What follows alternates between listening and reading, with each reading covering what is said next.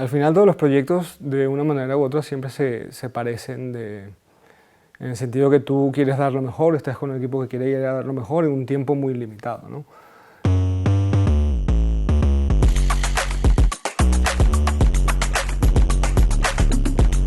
Mis inicios en el mundo del cine llegaron de una forma un poco tarde, porque yo quería escribir, yo quería estudiar, había estudiado periodismo porque me encantaba la crónica y me encantaba pues, todo lo que había hecho García Márquez con Notición Secuestro y libros de ese estilo.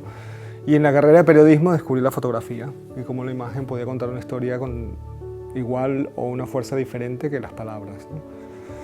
Y a través de eso empecé a meterme más en el mundo audiovisual y acabé teniendo como primer trabajo un trabajo en el departamento de postproducción de HBO Latinoamérica, que en ese momento estaba en Caracas, de donde yo soy, y cambió todo para mí. Fue el momento en que empecé a ver muchas películas. Mi trabajo era hacer trailers de películas, que ya tenían sus trailers, pero había que rehacerlos para el público específico o para una duración específica. Entonces, empezar a ver pelis y ver una misma película 15 veces una misma semana para poder hacer el tráiler, me hizo verlas de una manera diferente. Sobre todo porque yo, el nuevo, me daban las películas malas, las que nadie quería, y ver una película mala te enseña muchas cosas. Ahí en HBO conocí a un director de fotografía que hacía las publicidades más grandes de Latinoamérica, se puede decir, Yula David, en Caracas, y empecé a ir al set con él y a entender lo que hacía un director de fotografía, que hasta ese entonces lo sabía en la teoría, pero nunca lo había visto y me pareció algo mágico. Pero era una persona que estaba muy enfocada en la publicidad y yo tenía quizás un interés un poco más narrativo. Y luego de ir al set muchas veces con él me di cuenta que tenía que empezar a hacer yo cosas. Y hice un corto con un amigo en 16 milímetros y tuve que huir del país porque quedó fatal. Y nada, y me di cuenta y dije, bueno, esto tengo que estudiarlo, me encanta, pero tengo que hacerlo bien. Y me vine a Barcelona a estudiar dirección de fotografía. La dirección de fotografía y la dirección en un rodaje siempre son como herramientas pues, hermanas, ¿no? Donde por supuesto estás siempre contando la historia que el director quiere contar con tu aporte, porque para eso te llama, para que tú también le puedas decir que no, que sí, aportar alguna cosa más, no solamente ejecutar. Y llevar las dos funciones es algo que requiere mucha responsabilidad, es complicado. Te facilita ciertas cosas, pero también te dejan unas dudas de decir, bueno, no tengo aquí una segunda opinión, ¿no? En Oponente, en La Llegada, fue una película codirigida con Alejandro Rojas y en la que me sentí un poco más cómodo de hacer las dos labores por eso. También era una película que dependía muchísimo de la cámara, entonces tenía sentido que lo pudiésemos hacer. Es una película muy contenida que pasa en espacios muy reducidos y creo que hubiese sido incluso contraproducente traer una tercera figura, ya que era una codirección. Pero creo que es algo que tiene que permanecer separado y que aporta mucho que sea así. A ver, como director de fotografía, a mí siempre me ha encantado el set, me encanta el rush. Como director de fotografía estás rodando mucho más que un director, vas a mucho más rodajes porque un director hace una peli cada 2, 3 años con suerte y como director de foto puedes estar cada año rodando una película, una serie, bueno, estás rodando publicidad constantemente. Y eso me encanta, pero sí que creo que ahora que se ha abierto, con mi primera peli como director, se ha abierto esa ventana, la voy a explorar más y tengo muchas ganas de trabajar con un director de fotografía que nunca la he hecho, porque tanto en cortos como en la película, cuando dirijo, he hecho yo la foto y tengo ganas de ver cómo se desarrolla eso. Al final todos los proyectos, de una manera u otra, siempre se parecen en el sentido que tú quieres dar lo mejor, estás con un equipo que quiere ir a dar lo mejor en un tiempo muy limitado, ¿no?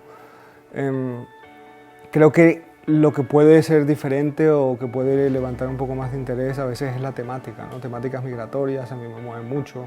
Siempre he sido un director de fotografía que le importa mucho el guión, no siento que pudiese contar cualquier historia y decir, bueno, la estética está bien y el guión me parece malo. Como que si no siento que el guión me genera sensaciones, no las puedo transmitir yo en cámara.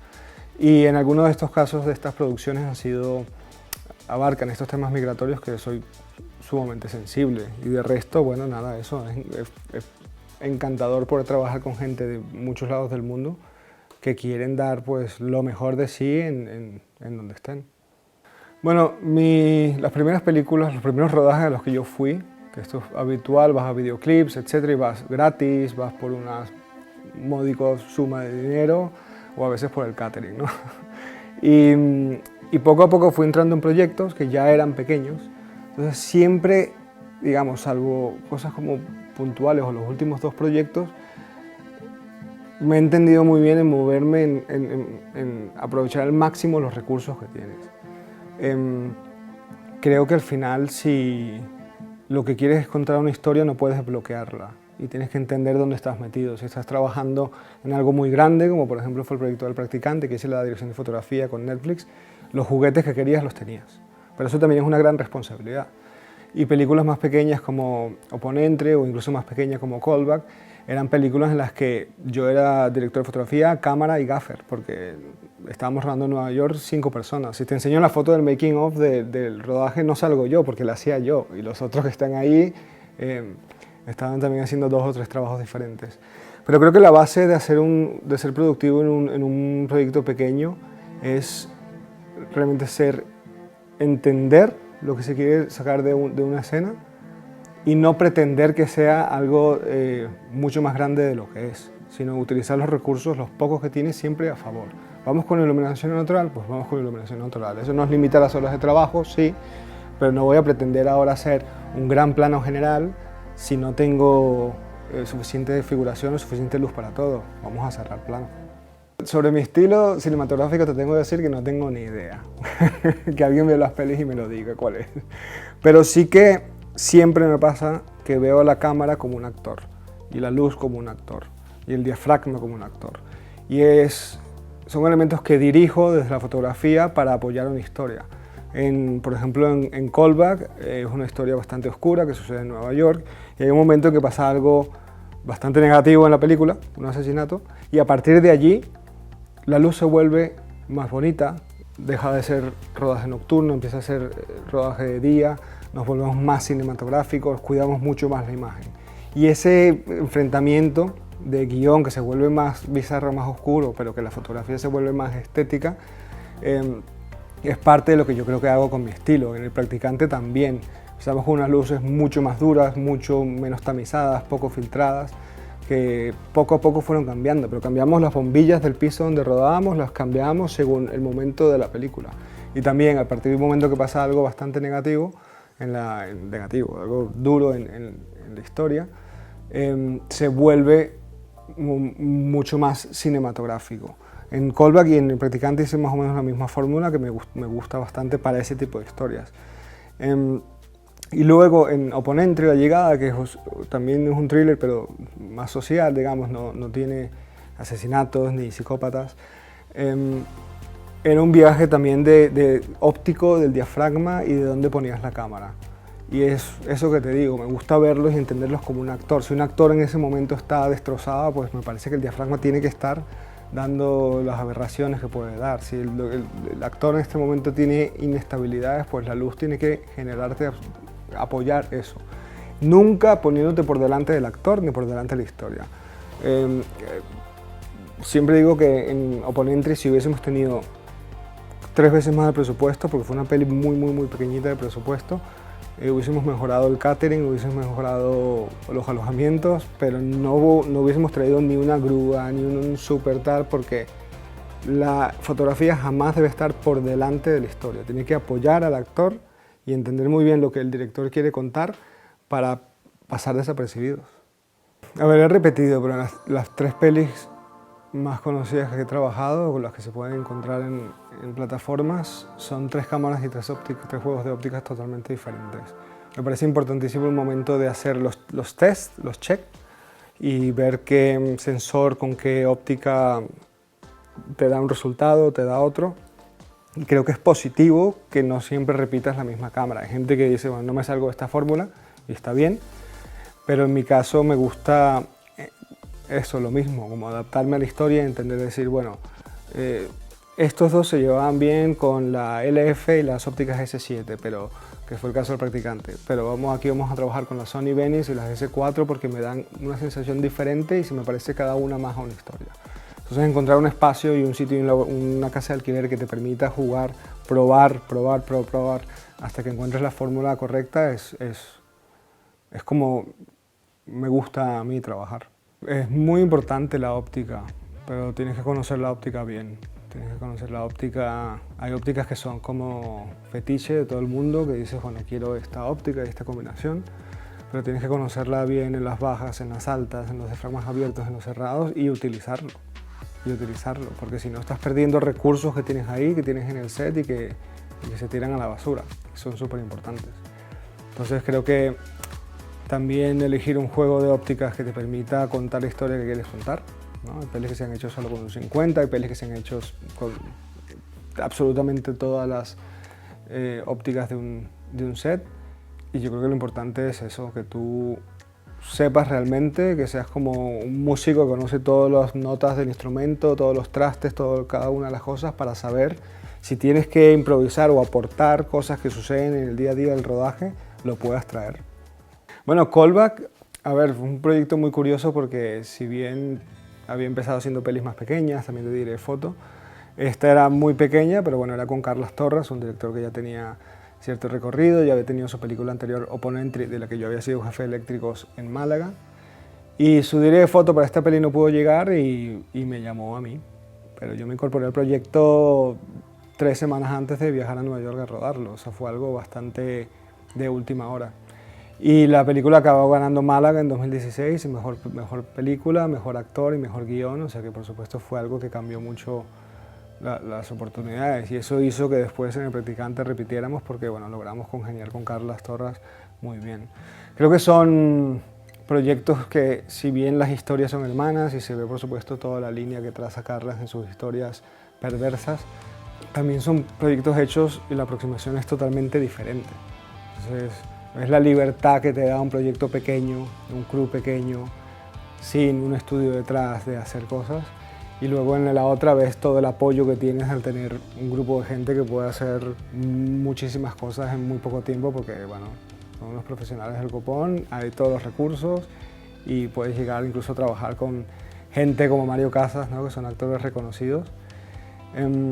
Y en ambos casos, y bueno, creo que en todos los casos es como importantísimo como director de foto, llevarte muy bien con los actores, entender qué quieren transmitir, comunicar las necesidades de todos los departamentos juntos, porque al final la cámara es lo que captura el gran trabajo que están haciendo ellos.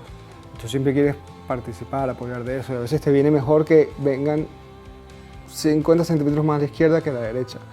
Pero si a ellos no les viene bien por un tema de acting o un tema personal, pues tú tienes que adaptarte a esa historia también y hacerlo como parte del equipo.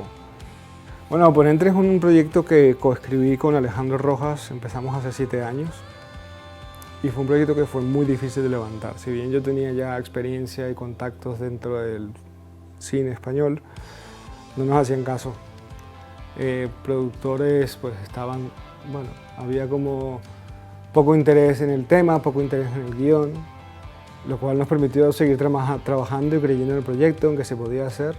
En un momento Alejandro y yo nos planteamos hacerlo totalmente independiente, es decir, con una Blackmagic Pocket, 4 focos, total, no sería la primera vez que yo hacía algo así.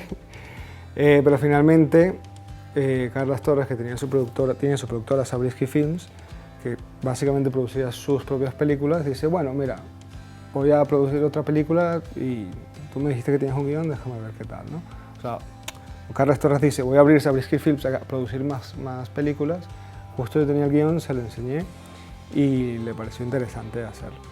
Pero es un proyecto que le tengo muchísimo cariño, ha ganado muchos premios internacionales, premios FIPRESI en el Festival de Tallinn, el Festival Tipo A, ha estado en Málaga, ha ganado Mejor Actor, hemos hecho un recorrido, ha estado en South by Southwest de Estados Unidos, hemos hecho un recorrido súper amplio de festivales, ahora sale a cines.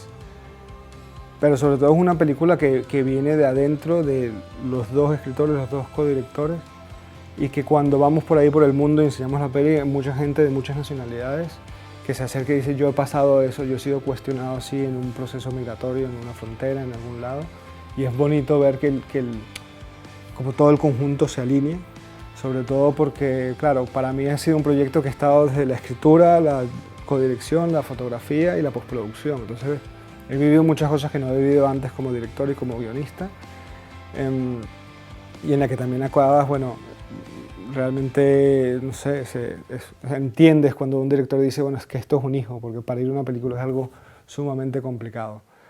Bueno, el consejo es, no todo el mundo puede ir a una escuela, pero no importa. Hoy en día hay más herramientas para probar. Hay que hacer y probar, y creo que hay que hacer ensayo-error, ensayo-error. Y lo que decía un poco al principio, hay que ver películas malas. Las películas buenas son muy buenas y puedes saber por qué son muy buenas, pero a veces es más difícil entender por qué funcionan. Una película mala te da muchas más pistas sobre lo que no tienes que hacer. Una película mala te da mucho más bagaje de saber en el set cómo se parece a un error eso que estás haciendo. A mí me ha pasado estar en el set y decir, esto me suena a aquella película mala que hacían esto. No. Así que recomendaría ver películas malas y verlas muchas veces.